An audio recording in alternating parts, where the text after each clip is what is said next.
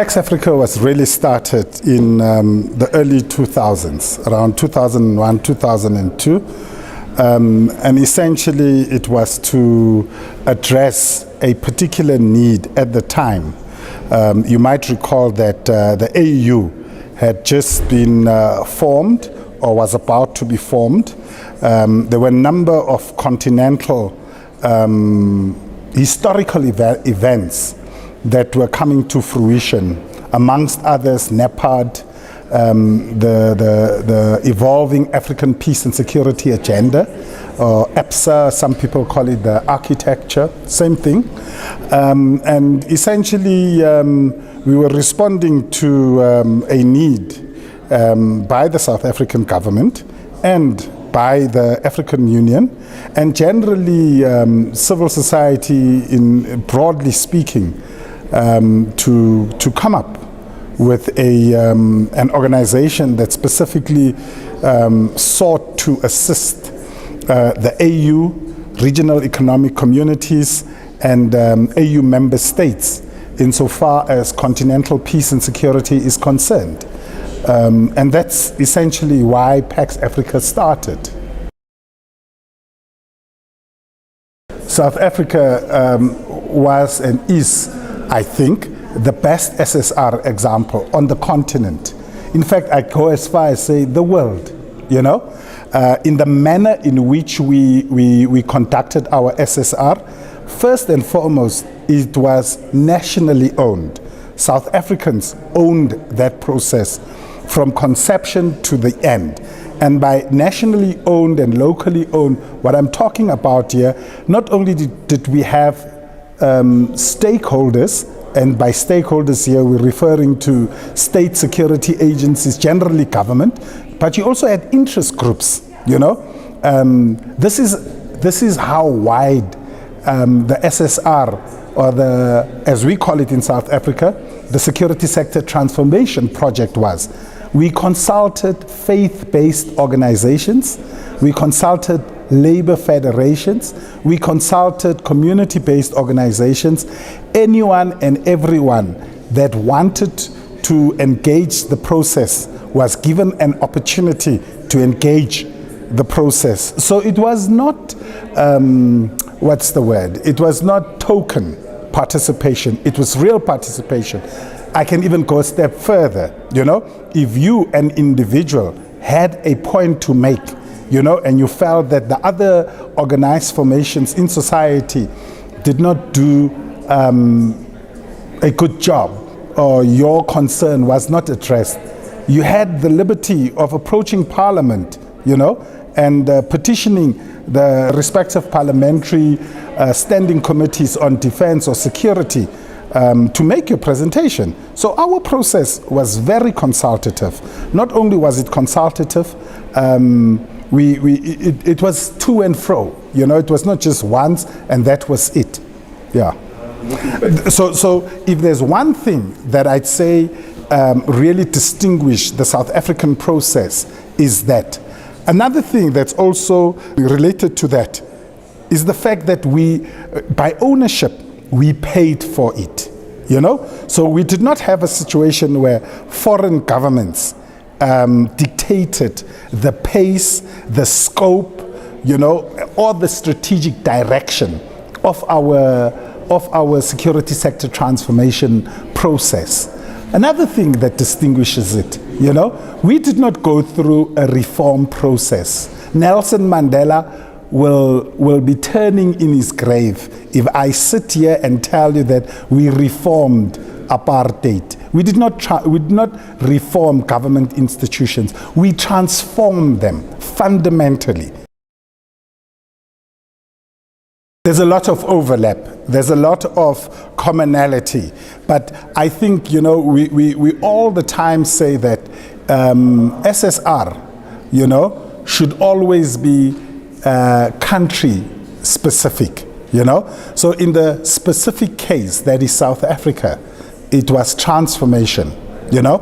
Perhaps it's a political concept or construct that was necessary at the time in South Africa. You know, we did not transform apartheid institutions. We did not reform apartheid institutions. We transformed government. You know, the way we did things. You know, our threat analysis, the strategic outcomes that resulted from that threat analysis, and the whole defense, police, and intelligence review processes in South Africa were fundamentally different from most countries. National ownership, that's key. We own the process. No one can tell you that they told us what to do. You can't compare South Africa with Sierra Leone or Liberia or most other countries. South Africa on the African continent is the second biggest economy or the first biggest economy, probably from an infrastructural perspective, with the most advanced, you know. So, you know, we would not quite be comparing apples with apples. More so, in the case of South Africa, you had a Nelson Mandela, you know, that oversaw that process, you know, that saw the importance, that identified the critical importance of this particular process, the need to transform the South African state security agencies, defense, police, intelligence agencies, correctional services, the criminal justice system, you know. Yeah, we were fortunate. We had a Mandela. I think you need to have a compelling vision. I wouldn't say necessarily an ideology. You know, a compelling vision that the overwhelming majority of the citizenry of a particular country ascribed to, and in our case, fought for, you know. So the vision that Nelson Mandela was the leader of, you know, was a vision that was embodied in the day-to-day struggles of the people of South Africa. You understand? So maybe I'd substitute ideology, because ideology quite often is associated with dogma. You know, so let's use the word vision. You know, Mandela was a visionary. You know, he ensured that he was the custodian of that vision. You know, and did everything to accomplish that vision. And in the South African instance, that vision is and was and remains essentially a non-racial, non-sexist, you know, equal country for all its citizens. In South Africa, what a lot of people will forget is that we also had something similar. It was called Pagat, you know, and essentially it started off as a community-based initiative of people against gangsters, you know, principally in the Western Cape part or province of our country. And sooner rather than later, that particular community-based initiative got hijacked by extremists, you know, Muslim extremists in our country. And sooner or later it became vigilante type organization. It became a vigilante type of organization, you know. And soon, and you know, not too far from that, or not too, you know, suddenly we had a situation where they were putting bombs everywhere, you know. So we've had a experience. Can't quite compare it with Al-Shabaab, you know, or Boko Haram, in fairness, you know. But when I was saying that some of the lessons and experiences, you know, of Kenya in terms of constitutional and judicial reform, you know, we've also gone through them, and we are still going through some of them as we speak. You know, transformation is an ongoing process. It's not a once-off event. In South Africa, the instruments of the rule of law, you know, are much more stronger than they are elsewhere on the continent. You know, for instance, in South Africa, we also have community policing forums, you know, but these are not vigilante groups, you know, they act within the law. You understand? You know, they collaborate with the criminal justice agencies of the country. It's a collaboration.